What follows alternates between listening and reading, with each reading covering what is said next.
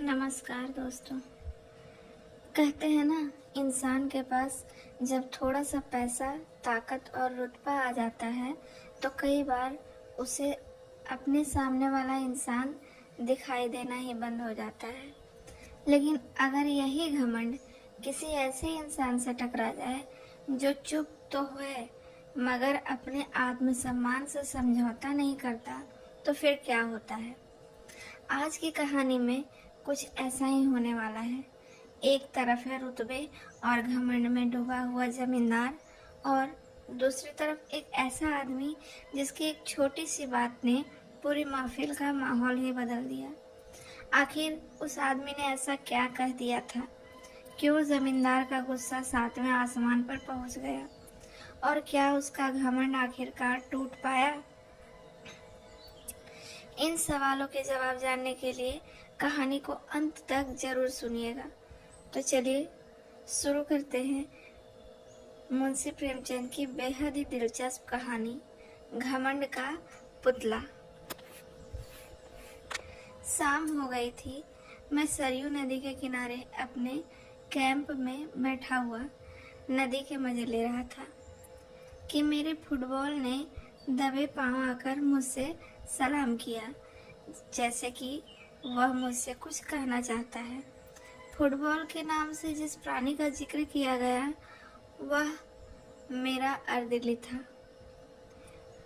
उसे सिर्फ एक नज़र देखने से यकीन हो जाता था कि यह नाम उसके लिए पूरी तरह उचित है। वह सिर से पैर तक आदमी के शकल में एक गेंद था, लंबाई चौड़ाई बराबर। उसका भारी भरकम पेट, जिसने उस दायरे के बनाने में खास हिस्सा लिया था, एक लंबे कमरबंद में लिपटा रहता था। शायद इसलिए वह इंतहा से आगे न बढ़ जाए। जिस वक्त वह तेजी से चलता था, बल्कि यूं कहिए जुड़कता था, तो साफ मालूम होता था कि कोई फुटबॉल ठोकर खाकर लुढ़कता चला आता है। मैंने उसकी तरफ देखकर पूछा, क्या कहते हो? इस पर फुटबॉल ने ऐसी रोनी सूरत बनाई कि जैसे कहीं से पीट कर आया है, और बोला, हुजूर, अभी तक यहाँ रसद का कोई इंतजाम नहीं हुआ। जमींदार साहब कहते हैं कि मैं किसी का नौकर नहीं हूँ। मैंने इस निगाह से देखा कि जैसे मैं और ज़्यादा नहीं सुनना चाहता। यह संभव था कि मजिस्ट्रेट के शान में जमींदार से ऐसी गुस्ताखी होती है। यह मेरे हाकिमाना गुस्से को भड़काने की एक बदतमीज कोशिश थी। मैंने पूछा, जमींदार कौन है? फुटबॉल की बालें खिल गई। बोला, क्या कहूँ, कुंवर सज्जन सिंह। हुजूर, बड़ा ढीठ आदमी है। रात आई है और अभी तक हुजूर के सलाम को भी नहीं आया। घोड़े के सामने न घास है न दाना। लश्कर के सब आदमी भूखे बैठे हुए हैं। मिट्टी का एक बर्तन भी नहीं भेजा। मुझे जमींदारों से रात दिन सबका रहता था, मगर यह शिकायत कभी सुनने में नहीं आई थी। इसके विपरीत वह मेरे खातिर तवज्जो में ऐसी जाफिशानी से काम लेते थे जो उसके स्वाभिमान के लिए ठीक न थी। उसमें दिल खोलकर आतिथ्य सत्कार करने का भाव तनिक भी न था। न उसमें शिष्टाचार था, न वैभव का प्रदर्शन, जो ऐब है। इसके बजाय वहाँ बेजा रसूख की फिक्र और स्वार्थ की हवस साफ दिखाई देती थी, और इस रसूख बनाने की कीमत काव्योचित अतिशयोक्ति के साथ गरीबों से वसूल की जाती थी, जिनका बेकसी के सिवा और कोई हाथ पकड़ने वाला नहीं था। उनके बात करने का ढंग में वह मुलामियत और अजीजी बरती जाती थी जिसका स्वाभिमान से बैर है। और अक्सर ऐसे मौके आते थे जब इन खातिरदारियों से तंग होकर दिल चाहता था कि काश इन खुशामदी आदमियों की सूरत ना देखनी पड़े। मगर आज फुटबॉल की ज़बान से यह कैफियत सुनकर मेरी जो हालत हुई उसने यह साबित कर दिया कि रोज़ रोज़ की खातिरदारियों और मीठी मीठी बातों ने मुझे पर असर किए बिना नहीं छोड़ा था। मैं यह हुक्म देने ही वाला था कि कुंवर सज्जन सिंह को हाजिर करो कि एकाएक मुझे ख्याल आया कि इन मुफ्तखोर चपरासियों के कहने पर एक प्रतिष्ठित आदमी को अपमानित करना न्याय नहीं है। मैंने अर्दिली से कहा, बनिया के पास जाओ, नगद दाम देकर चीजें ले आओ और याद रखो कि मेरे पास कोई शिकायत ना आए। अर्दिली दिल में मुझे कोसता हुआ चला गया, मगर मेरे आश्चर्य की कोई सीमा ना रही जब वहाँ एक हफ्ते तक रहने पर भी कुंवर साहब से मेरी भेंट ना हुई। अपने आदमियों और लश्कर वालों की जबान से कुंवर साहब की मिठाई, ढिठाई, घमंड और हेकड़ी की कहानी रोज सुना करता और मेरे दुनिया देखे हुए पेशकार ने ऐसे अतिथि सत्कार शून्य गांव में पड़ाव डालने के लिए मुझे कई बार इशारों से समझाने बुझाने की कोशिश की। गालिबन में पहला आदमी था जिससे यह भूल हुई थी और अगर मैंने जिले के नक्शे के बदले लश्कर वालों से अपने दौरे का प्रोग्राम बनाने में मदद ली होती तो शायद इस अप्रिय अनुभव की नौबत न आती। लेकिन कुछ अजब बात थी कि कुंवर साहब को बुरा भला कहना मुझ पर उल्टा असर डालता था। यहाँ तक कि मुझे उस आदमी से मुलाकात करने की इच्छा पैदा हुई जो सर्वशक्तिमान अफसरों से इतना ज्यादा अलग थलग रह सकता है। सुबह का वक्त था, मैं गढ़ी में गढ़ी गया। नीचे सरयू नदी लहरें मार रही थी, उस पार साखों का जंगल था, मीलों तक बादामी रेत, उस पर खरबूज और तरबूज की क्यारियां थी। पीले पीले फूलों से लहराती हुई बगुलों और मुर्गावियों के गोल बैठे हुए थे। सूर्य देवता ने जंगलों से सिर निकाला, लहरें जगमगाई, पानी में तारे निकले। बड़ा सुहाना आत्मिक उल्लास देने वाला दृश्य था। मैंने खबर करवाई और कुंवर साहब के दीवान खाने में दाखिल हुआ। लंबा चौड़ा कमरा था, फर्श बिछा हुआ था। सामने मसनद पर एक बहुत लंबा तगड़ा आदमी बैठा था। सर के बाल मुड़े हुए, गले में रुद्राक्ष की माला, लाल लाल ऊंचा माथा। पुरुषोचित अभिमान की इससे अच्छी तस्वीर नहीं हो सकती। चेहरे से रोबदाब बरसता था। कुंवर साहब ने मेरे सलाम को इस अंदाज से लिया कि जैसे वह इसके आदी हैं। मसनद से उठकर उन्होंने बहुत बड़प्पन के ढंग से मेरी अगवानी की, खैरियत पूछी और इस तकलीफ के लिए मेरा शुक्रिया अदा करने के बाद इतर और पान से मेरी तवज्जो की। तब वह मुझे अपनी उस गढ़ी की सैर कराने चले जिसने किसी जमाने में जरूर आसफुद्दौला का जीज किया होगा, मगर इस वक्त बहुत ही टूटी फूटी हालत में थी।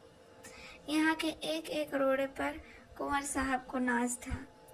उनके खानदानी बड़प्पन और रोबदार का जिक्र उनकी जबान से सुनकर विश्वास न करना असंभव था। बयान करने का ढंग यकीन को मजबूर करता रहा और वे उन कहानियों के सिर्फ पासबान ही न थे बल्कि वह उनके ईमान का हिस्सा थी और जहाँ तक उनकी शक्ति में था उन्होंने अपनी आन निभाने की कभी कसर नहीं की। कुंवर सज्जन सिंह खानदानी रईस थे। उनके वंश परंपरा यहाँ वहाँ टूटती हुई अंत में किसी महात्मा ऋषि से जाकर मिल जाती थी। उन्हें तपस्या और भक्ति और योग का कोई दावा न था, लेकिन इसका गर्व उन्हें अवश्य था कि वे एक ऋषि के संतान हैं। पुरखों के जंगली कारनामे भी उनके लिए गर्व का कुछ कम कारण न थे। इतिहास में उनका कहीं जिक्र न होकर मगर खानदानी भाट ने उन्हें अमर बनाने की कोई कसर न रखी थी। और अगर शब्दों में कुछ ताकत हो तो यह गढ़ी रोहतास या कालिंजर के किलों से आगे बढ़ी हुई थी। कम से कम प्राचीनता और बर्बादी के बाह्य लक्षणों में तो उसकी मिसाल मुश्किल से मिल सकती थी, क्योंकि पुराने जमाने में चाहे उसने मुहासरों और सुरंगों को हेच समझा हो, लेकिन वक्त वह चींटियों और दीमकों के हमलों का भी सामना न कर सकती थी। कुंवर सज्जन सिंह से मेरी भेंट बहुत ही संक्षिप्त थी, लेकिन इस दिलचस्प आदमी ने मुझे हमेशा के लिए अपना भक्त बना लिया। बड़ा समझदार, मामले को समझने वाला, दूरदर्शी आदमी था। आखिर मुझे उसका बिन पैसों का गुलाम बनना था। बरसात में सरयू नदी इस जोर शोर से चढ़ी कि हजारों गांव बर्बाद हो गए। बड़े बड़े तानावर दरख्त तिनकों की तरह बहते बहते चले जाते थे। चारपाइयों पर सोते हुए बच्चे, औरतें, खूंटों पर बंधे हुए गाय और बैल उसकी गरजती हुई लहरों में समा गए। खेतों में नाच चलती थी। शहर में उड़ती हुई खबरें पहुंची। सहायता के प्रस्ताव पास हुए। सैकड़ों ने सहानुभूति और शोक के अर्जेंट तार जिले के बड़े साहब की सेवा में भेजे। टाउन हॉल में कौमी हमदर्दी की पुरजोर सदाएं उठी और उस हंगामे में बाढ़ पीड़ितों की दर्द भरी पुकारें दब गई।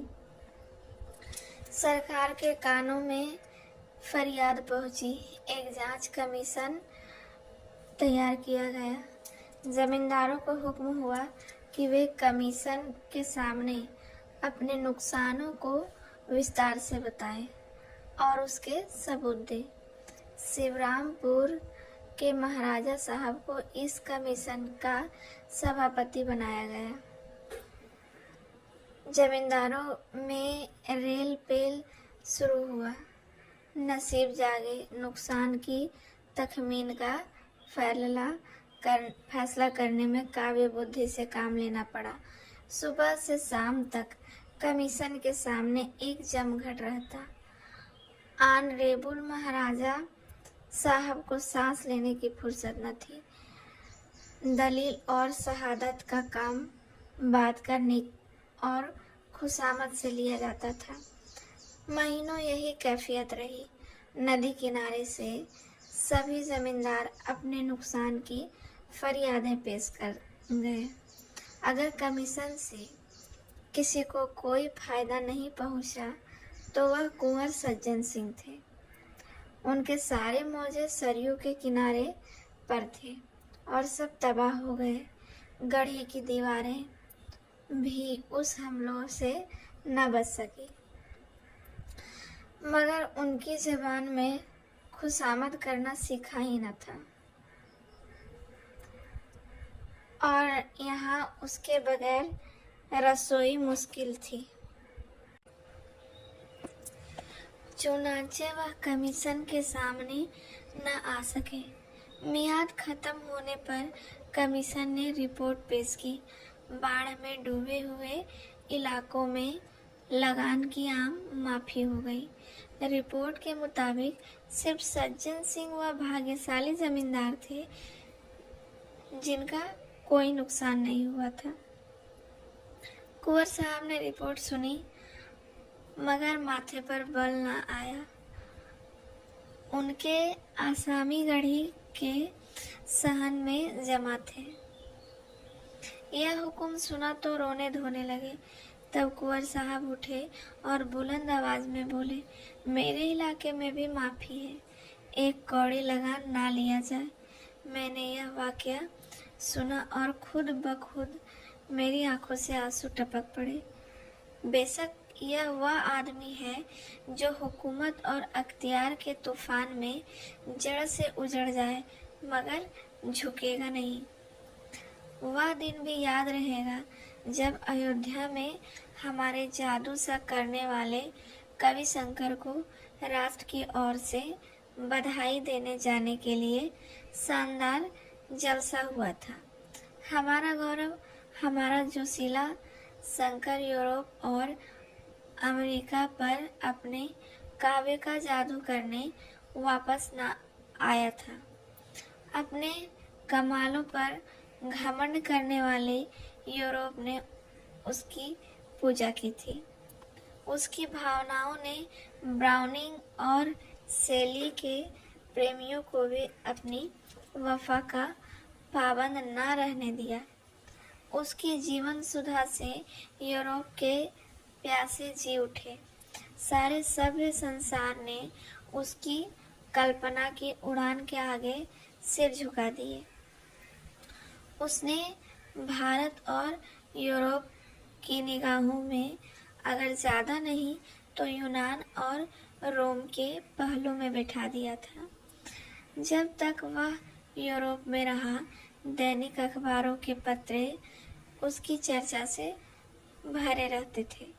यूनिवर्सिटियों और विद्वानों की सभाओं ने उस पर उपाधियों की मूसलाधार वर्षा कर दी।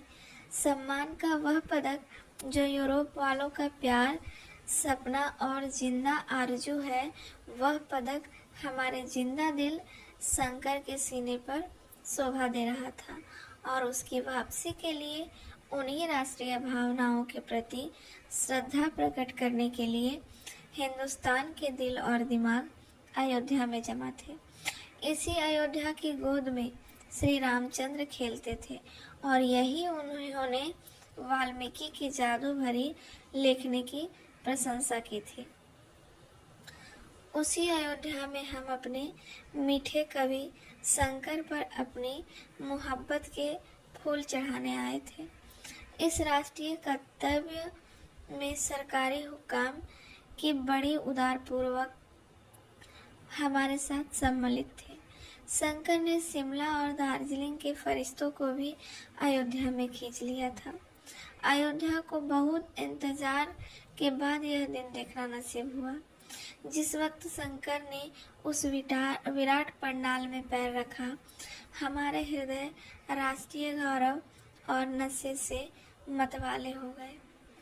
ऐसा महसूस होता था कि हम उस वक्त किसी अधिक पवित्र, अधिक प्रकाशवान दुनिया के बसने वाले हैं।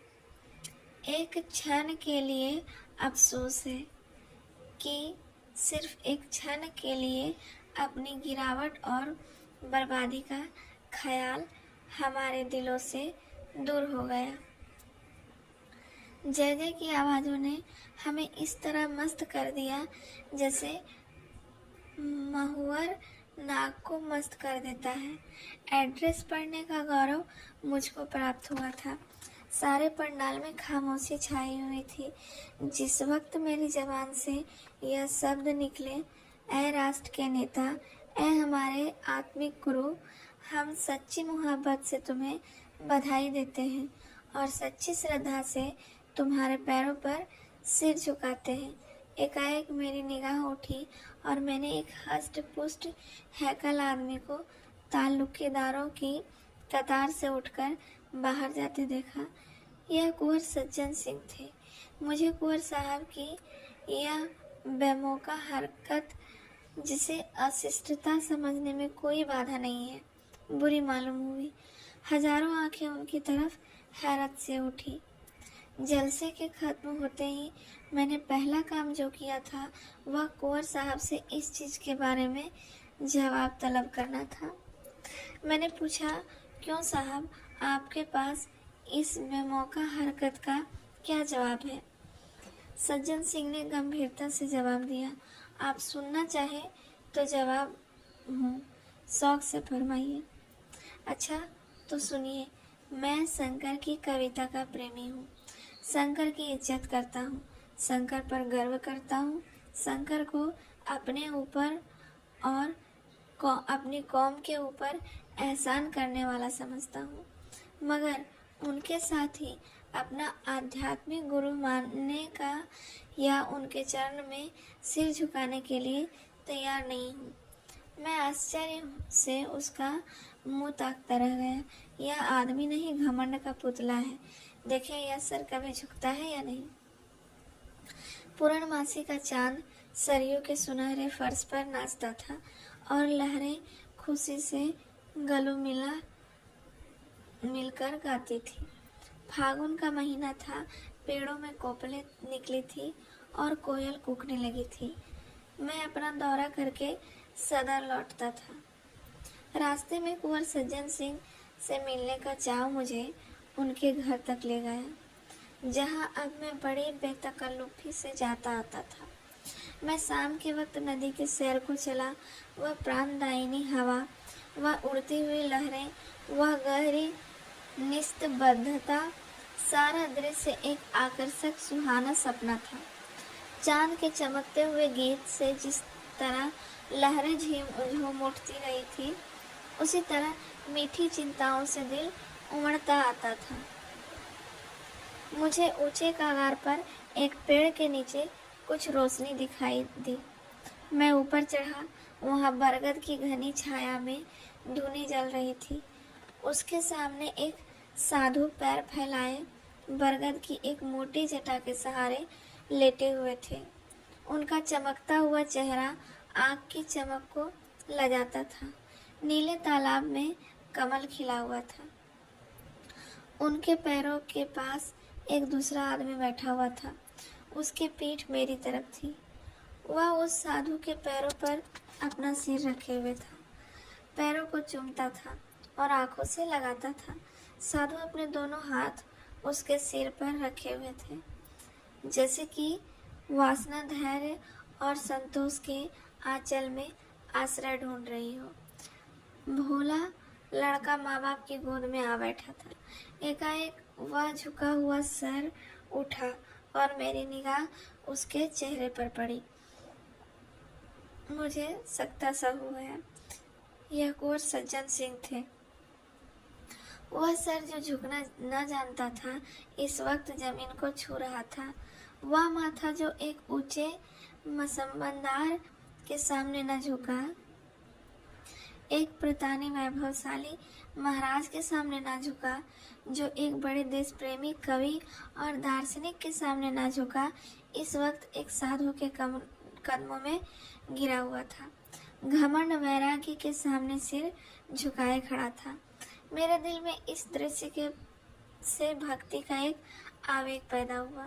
आंखों के सामने एक पर्दा सा हटा और कुंवर सज्जन सिंह का आत्मिक स्तर दिखाई दिया।